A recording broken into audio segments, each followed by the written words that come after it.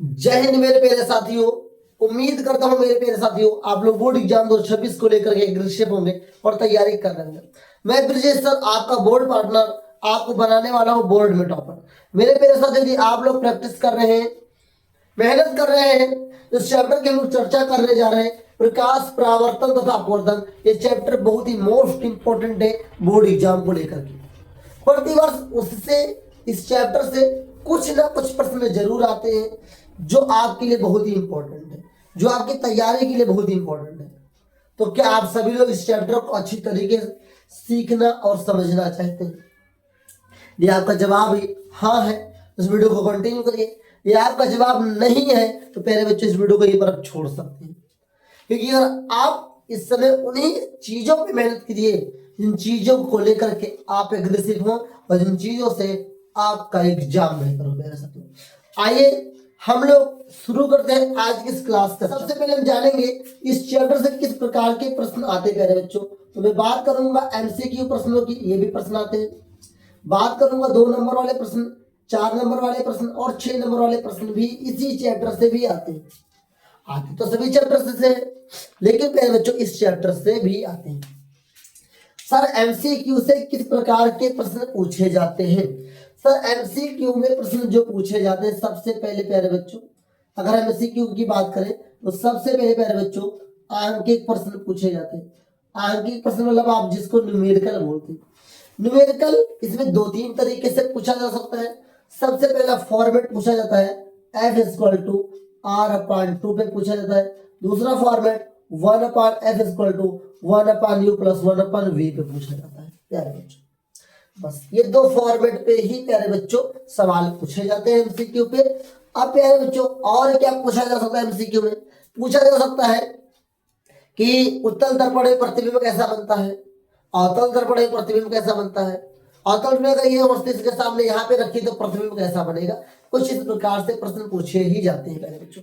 और एमसीक्यू में दूसरा सवाल जो पूछा जाता है आगे प्रश्न के अलावा प्यारे बच्चों यूनिट पूछ लेता है प्यारे बच्चों कि आपके लेंस की क्षमता, जो आपकी क्षमता है, क्षमता किसकी बात करेंगे? लेंस की क्षमता को किससे लिखते हैं? साथ पी से लिखते हैं। और इसका मात्रक क्या होता है? डायोप्टर। इन सारी चीजों को आज हम लोग क्लास में बात करने वाले हैं। इस चैप्टर के मोस्ट इंपोर्टेंट क्वेश्चन की भी बात करेंगे। और साथियों 2 नंबर में साथियों परिभाषाएं पूछ लेता है, नियम पूछ लेता है, रूल्स पूछ लेता है। कभी कभी 2 नंबर में न्यूमेरिकल्स भी आ जाते हैं छोटे छोटे, या तो साथियों 4 नंबर में न्यूमेरिकल पूछता है तो एक ही न्यूमेरिकल में 2 प्रश्न बने होते हैं। साथियों 6 नंबर में जो न्यूमेरिकल पूछता है प्यारे बच्चों उसमें कुछ परिभाषाएं भी होती है और न्यूमेरिकल भी होता है। तो आइए इन सभी कॉन्सेप्ट को जीरो से हीरो की ओर चलते हैं और आइए सीखना प्रयास करते हैं। साथियों सबसे पहले हम अगर बात करें प्यारे बच्चों परावर्तन की, इसको हम लोग रिफ्लेक्शन बोलते हैं इंग्लिश में। प्यारे बच्चों परावर्तन आखिरकार है क्या? आप सभी लोग जानते हैं कि आप सभी को जीवन में कभी ना कभी ऐसा हुआ होगा कि चौंधा लगा होगा, और चौंधा जब लगा होगा प्यारे बच्चों तो क्या हुआ होगा? आपको छोटा सा प्रकाश कहीं से आते और मुड़ते देखा होगा। जैसे कि हमने ये क्या कर लिया, एक हमने सरफेस लिया और ये हमारा कैसा है, एक कोई ग्लास है या कोई आपका क्या है चिकना सा स्थान है प्यारे बच्चों, और यहाँ पर एक प्रकाश, यहाँ पर एक होता है अभिलंब। अभिलंब क्या होती है? काल्पनिक रेखा होती है। ये क्या होती है प्यारे बच्चों? अभिलंब क्या होती है? अगर एक काल्पनिक रेखा होती है, इसे इंग्लिश में बोलते हैं नॉर्मल बोलते हैं प्यारे बच्चों। ओके अब यहां से एक प्रकाश की किरण आ रही होती है, ध्यान से देखेंगे प्यारे बच्चों, एक प्रकाश की किरण आ रही होती है और ये प्रकाश की किरण टकरा कर वापस उसी माध्यम में लौट जाती है। ध्यान देंगे वापस प्यारे बच्चों क्या होती है? इसी माध्यम में लौट जाती है। इस घटना को प्रकाश का परावर्तन कहते हैं। फिर से जब कोई प्रकाश की किरण किसी चिकने में उसे टकरा कर वापस उसी माध्यम में लौट जाती है तो प्यारे बच्चों क्या होता है? परावर्तन। ऐसे समझ लेते हैं कि मान लो रात में तुम उठे और दरवाजा पता नहीं किधर है, जाके लड़ गए और वापस उसी कमरे में मचड़ा रहे हो। मचड़ाए नहीं, लौट आए।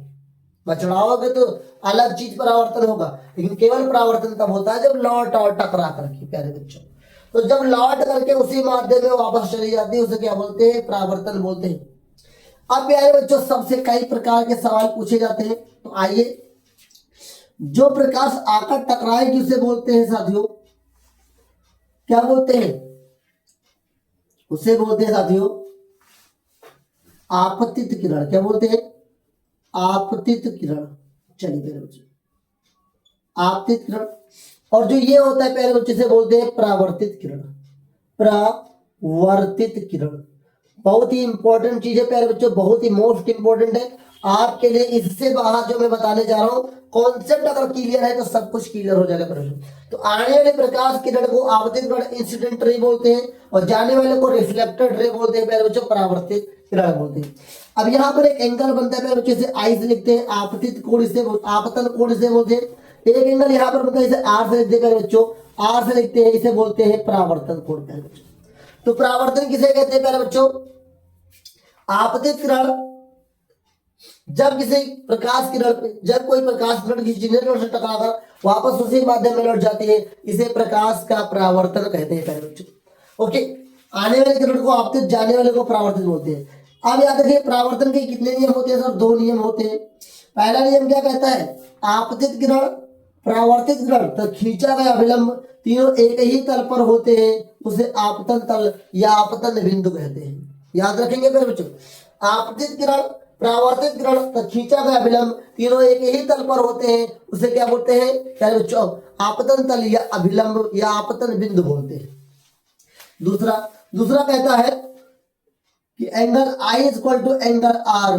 दूसरा नियम है कि आपतन कोण परावर्तन कोण के हमेशा बराबर होता है। प्यारे बच्चों फिर से सुनेंगे कि आपतन कोण परावर्तन कोण के हमेशा बराबर होता है, ये परावर्तन होगा। प्यारे बच्चों परावर्तन से बनता है दर्पण प्यारे बच्चों, और आपके सिलेबस में जो है वो आपका गोलीय दर्पण है। प्यारे बच्चों क्या है, गोलीय दर्पण। कर्व्ड मिरर है प्यारे बच्चों, गोलीय दर्पण, ध्यान से सुनेंगे, कर्व्ड मिरर है। अब कर्व्ड मिरर की अगर हम बात करेंगे साथियों, तो कर्व्ड मिरर में हमारे सिलेबस में दो है। एक है प्यारे बच्चों अवतल, जिसे हम लोग कौन के बोलते हैं, अवतल, अवतल दर्पण प्यारे बच्चों। और एक होता है प्यारे बच्चों उत्तल दर्पण, ध्यान से सुनेंगे। एक होता है अवतल दर्पण, एक होता है प्यारे बच्चों उत्तल दर्पण। अब अवतल दर्पण का उपयोग पहले हम लोग सीख लेते हैं, फिर उसकी परिभाषा तो हम लोग सीखेंगे।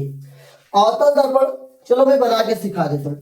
ये चित्र देखेंगे, ये चित्र है और इस कहाँ पॉलिश की गई, बाहर की ओर प्यारे बच्चों। तो जब किसी गोलीय दर्पण में उभरे हुए तल पे कलाई की जाती है, उस उभरे हुए तल की कलाई को हम लोग क्या, उस उभरे हुए तल के कलाई वाले दर्पण को अवतल दर्पण कहते हैं। ऐसे भी आपने परिभाषा लिख सकते हैं कि जिस दर्पण से दबे हुए तल से प्रकाश का परावर्तन होता है उसे अवतल दर्पण कहते हैं। तो प्रकाश का परावर्तन दबे हुए तल मतलब अर्थात अंदर की ओर से होता है प्यारे बच्चों। ओके, ये हो गया अवतल दर्पण, उभरा हुआ, बाहर की ओर, अंदर की ओर, धंसा हुआ, जो भी आप लिख सकते हैं। और एक होता है प्यारे बच्चों उत्तल दर्पण। उत्तल दर्पण में कलाई अंदर की ओर की जाती है प्यारे बच्चों, याद रखेंगे। और परावर्तन ऊपर से होता है प्यारे बच्चों, उभरे हुए तल से। ओके, तो याद रखेंगे वह दर्पण जिसके बाहरी तल पे कलाई की जाती है और प्रकाश का परावर्तन अंदर की ओर से होता है या धसे हुए भाग से होता है, आंतरिक भाग से होता है, उसे बोलते हैं अवतल दर्पण। वह दर्पण जिसके दबे हुए भाग पर कलाई की जाती है और उभरे हुए भाग से प्रकाश का परावर्तन होता है, उसे उत्तल दर्पण कहते हैं। अब एक चीज और समझेंगे, अधिकतर केस में प्यारे बच्चों जो आपका अवतल दर्पण है वो बनाता है वास्तविक उल्टा प्रतिबिंब। ओके, प्रतिबिंब मतलब इमेज कैसा बनाएगा, एक ही ऐसा केस है जहां पर आभासी सीधा प्रतिबिंब बनाता है। तो यहाँ अवतल दर्पण के द्वारा सामान्य स्थिति में वास्तविक उल्टा प्रतिबिंब बनाया जाता है, जबकि इसका उल्टा यहां पर आभासी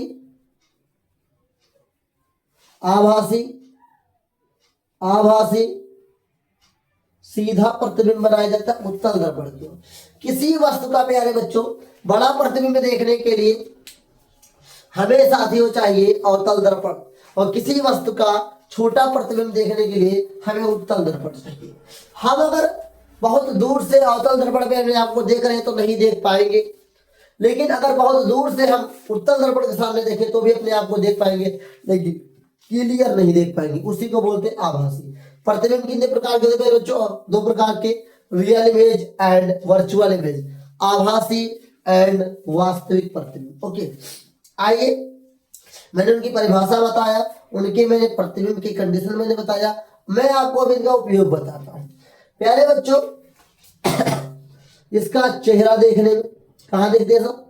चेहरा देखने में, चेहरा देखने में उपयोग करते हैं। सर, इसका जो हमारे गले के डॉक्टर, कान के डॉक्टर होते हैं, वो भी इसका उपयोग करते हैं अपने यंत्रों में अंदर की चीजों को देखने के लिए। सर, अवतल दर्पण उपयोग हेड मिरर के रूप में भी होता है। टॉर्च हुआ या गाड़ी के हेड मिरर मतलब हुआ साथियों, जो आपका लाइट लगा होता है उसके ऊपर भी हेड मिरर होता है, उसको हम लोग हेड मिरर बोलते हैं। हेड मिरर के रूप में भी अवतल दर्पण का उपयोग होता है। पूछ लेता है वाहनों में हेड मिरर के रूप में किसका उपयोग करते हैं? अवतल दर्पण का उपयोग करते हैं। उसके बाद उत्तल दर्पण का उपयोग हम लोग कहाँ करते हैं? वाहनों में, वाहनों में चालक के बगल में पीछे की आने वाले वाहनों को देखने के लिए या पीछे की वस्तुओं को देखने के लिए। जो ड्राइवर होता है, ड्राइवर के जो चालक, जिसे ड्राइवर को चालक बोला जाता है, चालक के बगल में जो शीशा लगा होता है, दर्पण लगा होता है प्यारे बच्चों, और उत्तल दर्पण होता है, उसका काम होता है पीछे से आ रहे वाहनों या वस्तुओं को देखने में उसकी मदद करता है प्यारे बच्चों। आपने देखा होगा बड़े बड़े वाहन का भी प्यारे बच्चों छोटा प्रतिबिंब दिखाई देता है और दूर से आ रहे वाहन का दिखाई देता है।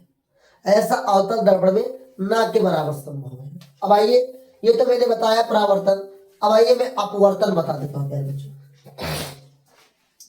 आइए, अपवर्तन इंग्लिश में बोलते हैं रिफ्रैक्शन। अपवर्तन में बहुत ही आसान है प्यारे बच्चों।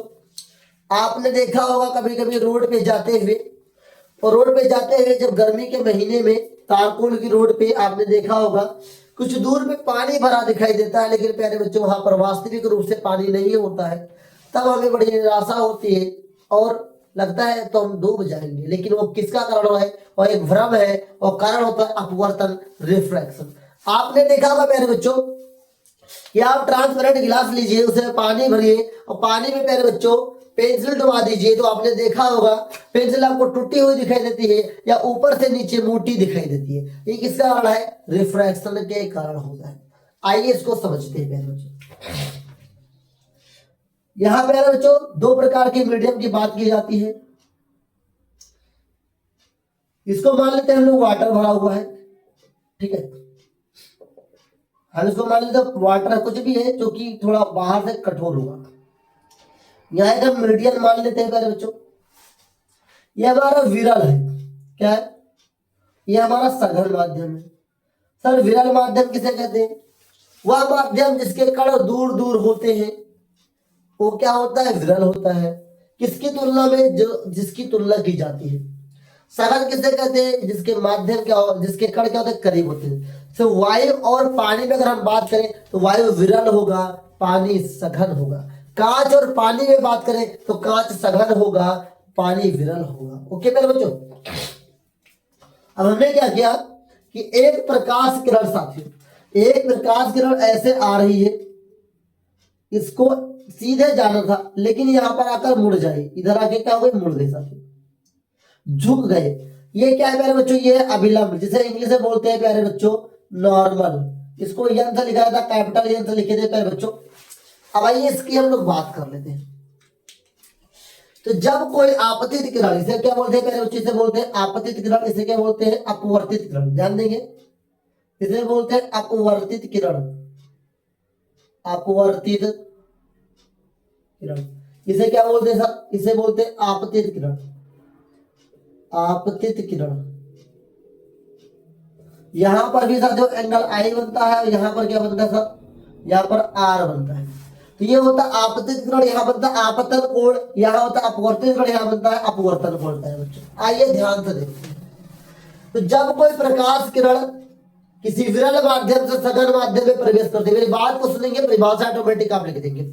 जब कोई प्रकाश किरण किसी विरल माध्यम से सघन माध्यम में प्रवेश करती है तो वह अविलंब की ओर झुक जाती है। अभिलंब की ओर झुक जाती है, इस घटना को प्रकाश का अपवर्तन कहते हैं। क्या कहते हैं? अपवर्तन कहते हैं। ओके मेरे बच्चों, ओके, ये आपको याद होना चाहिए। अपवर्तन के कितने नियम होते हैं सर? अपवर्तन के भी 2 नियम होते हैं, पहला नियम, दूसरा नियम। सर पहला नियम क्या है? पहला नियम ये है कि आपतित किरण, अपवर्तित किरण, ध्यान देंगे, आपतित किरण, अपवर्तित किरण तथा खींचा गया विलंब, ये तीनों एक ही बिंदु पर होते हैं। ये तो चलो सर सही हो गया, लेकिन थोड़ा सा ध्यान देंगे। दूसरा नियम में थोड़ा सा परिवर्तन आपको देखने को मिलेगा। दूसरा नियम में कहता है n equal to sine i upon sine r. इसका मतलब हुआ सर क्या? इसका मतलब यह हुआ कि आपतित किरण का कोण और अपवर्तित किरण का कोण के अनुपात एक नियतांक के बराबर होगा, जिसे अपवर्तनांक कहते हैं। ध्यान से सुनेंगे। किसी आपतित किरण की ज्या, किसी आपतित किरण की ज्या तथा अपवर्तित किरण की ज्या के अनुपात एक नियतांक के बराबर होती है, जिसे अपवर्तनांक कहते हैं। और इसे स्नेल का नियम भी कहते हैं। कभी कभी बोल देता है स्नेल का नियम क्या है? n बराबर sine i upon sine r. मान लो बोर्ड एग्जाम में लिख रहे हो अपवर्तन के 2 नियम, पहला लिख दिया, दूसरा नहीं याद है तो दूसरा लिखते लिख दो n बराबर sine i upon sine r, तो आपको नंबर जरूर मिलेगा। n बराबर sine i upon sine r किसका नियम है मेरे बच्चों? ये स्नेल का नियम है। कभी कभी पूछ लेता है ऑब्जेक्टिव सवाल में कि स्नेल ने किसके लिए नियम दिया था? तो अपवर्तन के लिए दिया था। हो सकता है कि अपवर्तन के दूसरे नियम को क्या बोलते हैं? स्नेल का नियम बोला जाता है मेरे बच्चों। ओके, अब आइए आगे बढ़ते हैं। स्नेल के आधार पे मेरे बच्चों, सॉरी, अपवर्तन के आधार पे लेंस होता है। क्या होता है मेरे बच्चों? लेंस की बात करते हैं। लेंस बनाने के लिए प्लास्टिक का उपयोग करते हैं, कांच का उपयोग करते हैं, और एक और पदार्थ है जिसका मुझे नाम नहीं याद आ रहा है, मैं बता दूंगा नेक्स्ट वीडियो में। लेकिन सवाल ये नहीं पूछता है, पूछता है ऑब्जेक्टिव सवाल में कि निम्नलिखित में से लेंस बनाने के लिए किसका उपयोग नहीं कर सकते हैं? 4 ऑप्शन होता है, उसमें एक ऑप्शन मिट्टी का भी होता है, तो मिट्टी पे टिक लगा दीजिएगा कि मिट्टी का उपयोग लेंस बनाने के लिए नहीं किया जा सकता है। ओके, चल लेंस हमारे जो है वो जैसे यहां पर हमने पढ़ा वैसे यहां पर पढ़ेंगे। लेंस हमारे 2 होंगे हमारे सिलेबस के अकॉर्डिंग। एक होता है सर अवतल लेंस। क्या होता है? अवतल। एक होता है सर उत्तल। मेरे बच्चों यहाँ पर कभी कभी अवतल उत्तल न लेकर के आता है तो कन्वर्जिंग और डाइवर्जिंग लिख के आता है, कन्वर्जिंग और डाइवर्जिंग लिख के आता है मेरे बच्चों। तो अवतल दर्पण को बोलते हैं अपसारी बोलते हैं। क्या मेरे बच्चों? अपसारी बोलते हैं। इसे इंग्लिश में डाइवर्जिंग क्या बोलते हैं? डाइवर्जिंग। और इसे बोलते हैं अभिसारी। क्या बोलते हैं मेरे बच्चों? ध्यान देंगे मेरे बच्चों, अभिसारी बोलते हैं। और अभिसारी लेंस को बोलते हैं कन्वर्जिंग लेंस। क्या बोलते हैं मेरे बच्चों? Converging lens. ये बात हमेशा याद रखेंगे प्यारे बच्चों। अभी मैं आपको प्रूव करके दिखाऊंगा कि क्यों का इसे डाइवर्जिंग कहते हैं, इसे क्यों कन्वर्जिंग कहते हैं, क्यों इसे अपसारी कहते हैं, क्यों इसे अभिसारी कहते हैं प्यारे बच्चों। आइए इन दोनों की परिभाषा की थोड़ी सी बात कर लेते हैं प्यारे बच्चों।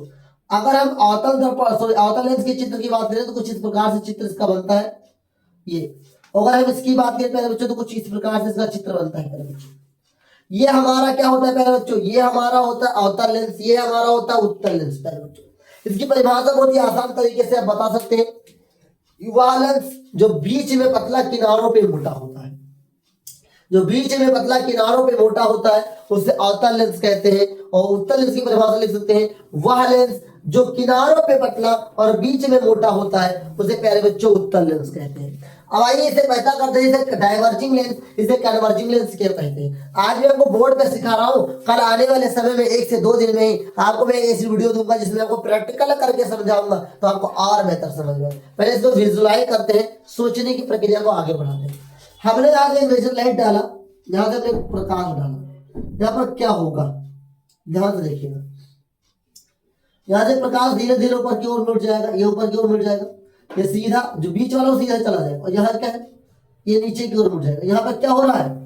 कोई भी प्रकाश की लाइट एक सीधा नहीं जा रही, सब के सब क्या हो रहा है? डाइवर्ट हो रहे हैं, बट रहे हैं, इसलिए इसे डाइवर्जिंग लेंस कहते हैं बच्चों।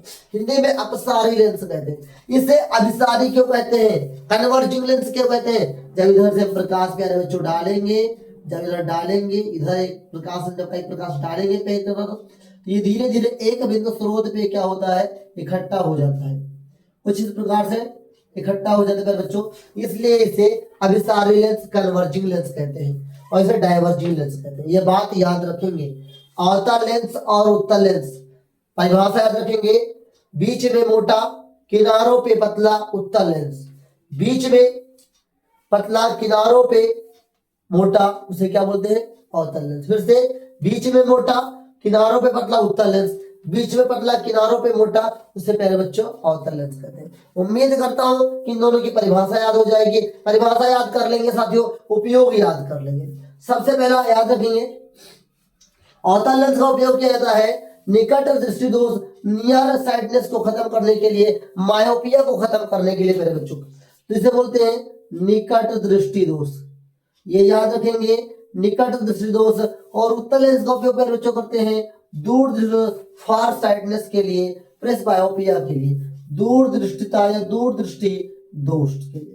प्यारे बच्चों, उम्मीद करता हूं कि आप बहुत ही ईमानदारी से मेहनत करेंगे और अच्छी तरीके से ईमानदारी करने के बाद, तैयारी करने के बाद बोर्ड एग्जाम में जा करके अपनी तैयारी को एक नया रूप देंगे।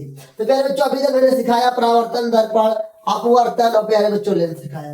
ये फार्मूला याद रखेंगे, m=r/2 और I 1/f=1/u + 1/v। इसको आप ऐसे भी लिख सकते हैं, आइए 1/v + 1/u, ये प्यारे बच्चों दर्पण के लिए सूत्र होता है, याद रखेंगे। और 1/f = 1/v - 1/u, ये प्यारे बच्चों लेंस के लिए होता है। किसके लिए? फार्मूला याद रखेंगे। दर्पण के लिए फार्मूला होता है 1/f = 1/u + 1/v + 1/u, ये आगे पीछे लिख सकते हैं। लेकिन 1/f = 1/v - 1/u, इसको आगे पीछे नहीं लिख सकते हो। आइए कुछ कॉन्सेप्ट की और बात करते हैं प्यारे बच्चों। m क्या है? आवर्धन है प्यारे बच्चों। आवर्धन मीन्स क्या है प्यारे बच्चों? मैग्निफिकेशन। आवर्धन किसे कहते हैं? वस्तु की लंबाई, सॉरी प्रतिबिंब की लंबाई और वस्तु की लंबाई के अनुपात को क्या बोलते हैं? आवर्धन कहते हैं प्यारे बच्चों। ओके, तो m = I/O = V/U। पहले एक कॉमन फार्मूला याद कर लो प्यारे बच्चों, अभी और सिखाना है इसके लिए। अब अगर हमारे पास दर्पण है प्यारे बच्चों, तो m = -V/U यूज करेंगे प्यारे बच्चों। ये क्या है? दर्पण के लिए प्यारे बच्चों। और अगर हमारे पास लेंस है तो 1/V, सॉरी m = V/U, ये लेंस के लिए उपयोग होता है प्यारे बच्चों। ये फार्मूला याद रखेंगे। I क्या है? I प्यारे बच्चों वस्तु, सॉरी प्रतिबिंब की लंबाई है। O क्या है? वस्तु की लंबाई है। इसको आप लिख सकते हैं h' से, इसे आप h से भी लिख सकते हैं। ओके, ये V क्या है? प्रतिबिंब की दूरी है, मतलब डिस्टेंस ऑफ इमेज है। U क्या है? डिस्टेंस ऑफ ऑब्जेक्ट है, वस्तु की दूरी है। F क्या है? फोकस दूरी है प्यारे बच्चों। उम्मीद करता हूं इतना आपको समझ में जरूर आया होगा। अब एक होता है प्यारे बच्चों लेंस की क्षमता, जिसको मैंने शुरुआत में बताया, लिखा जाता है P से। लेंस की क्षमता किससे कहते हैं? वह क्षमता जिसके द्वारा किसी लेंस की प्रकाश को अपसारी और अपसरित या अपसरित या अपसरित की क्षमता को लेंस की क्षमता कहते हैं। ऐसे भी लिख सकते हैं, लेंस की वह क्षमता जिसके द्वारा प्रकाश के अपसरित और अपसरित होने को नापा जाता है, उसे लेंस की क्षमता कहते हैं। इसको P से लिखा जाता है प्यारे बच्चों। P बराबर फार्मूला में बता दे रहा हूं। लेंस का मात्रा क्या होता है? डायोप्टर से क्या लिखते हैं? D से लिखते हैं। अब लेंस का फार्मूला होता है, सॉरी लेंस की क्षमता का मात्रक होता है डायोप्टर, उसको लिखते हैं P से। इसका फार्मूला होता है P = 1/f प्यारे बच्चों मीटर में। अगर फोकस दूरी मीटर में देखेगा तो फार्मूला लगा देना P = 1/f। लेकिन अगर प्यारे बच्चों f का मान सेंटीमीटर में, तो P = प्यारे बच्चों 1/f × 100। ये कब लगेगा? सेंटीमीटर जब होगा प्यारे बच्चों। उम्मीद करता हूँ ये प्रश्न आपको समझ में जरूर आया होगा। अब सर अगर हमारे पास लेंस की क्षमता देखिए, देखो f निकालना हो तो क्या करेंगे सर? इसके लिए क्या करना है? इसके लिए f = 1/p लगा देना है डायरेक्ट। ओके, बस आपका आंसर आ जाएगा। प्यारे बच्चों, सभी चीजों को जितना भी मैंने बताया है एनालिसिस करिए, प्रैक्टिस करिए, लिख लिख कर तैयार करिए, सबकी परिभाषाएं तैयार करिए। अब इस चैप्टर की जितने भी मोस्ट इंपॉर्टेंट न्यूमेरिकल है प्यारे बच्चों, मोस्ट इंपॉर्टेंट एमसीक्यू है, उन सभी की मैं एक नेक्स्ट वीडियो में चर्चा करूंगा। आज मैंने आपको पूरा चैप्टर एक्सप्लेन किया है जो आपके लिए बहुत ही इंपॉर्टेंट है, इसको जाकर अच्छी तरीके से तैयार कर लीजिए। जिन जिन टॉपिक्स को मैंने बताया है, क्योंकि छोटी वीडियो मुझे देना था आपको, उन चीजों को अवेयर कराना है, क्योंकि आप इसे पहले याद कर चुके हैं, बस आपको थोड़ा ट्रिक बताना है, चीजों को डिफाइन करना है। बस बोर्ड एग्जाम के टाइम में मैं एक बात हमेशा याद रखिएगा, जितना भी आपने पढ़ा बस केवल रिवीजन करिए, बस रिवीजन पे रिवीजन करते रहोगे, फायदा मिलेगा प्यारे बच्चों। अगर केवल आप रिवीजन ना करके केवल आप रटने पर ध्यान दोगे, कुछ नहीं होगा। रिवीजन करिए, प्रैक्टिस करिए, यही टॉपर का एक रामबाण तरीका होता है प्यारे सभी। मिलेंगे इसी प्रकार के इन्फॉर्मेटिव वीडियो में। वीडियो कैसी लगी लाइक करिए, अपने दोस्तों तक शेयर करिए, क्योंकि कहा गया साथियों, कर भला तो हो भला। मेरे प्यारे बच्चों, आप मेहनत करें, लेकिन मेहनती के साथ ईमानदार अगर आप होंगे तभी सफलता हासिल कर सकते हैं। मेरे बच्चों, कैसी लगी वीडियो कमेंट बॉक्स में जो बताइएगा। इस वीडियो में क्या कमी रहेगी वो भी बताइएगा, उसको हम लोग नेक्स्ट वीडियो में फुलफिल करेंगे। बाकी आज के लिए इतना ही, मिलेंगे नेक्स्ट क्लास में। तब तक के लिए जय हिंद, वंदे मातरम। साथियों, चैनल को सब्सक्राइब करना मत भूलिएगा।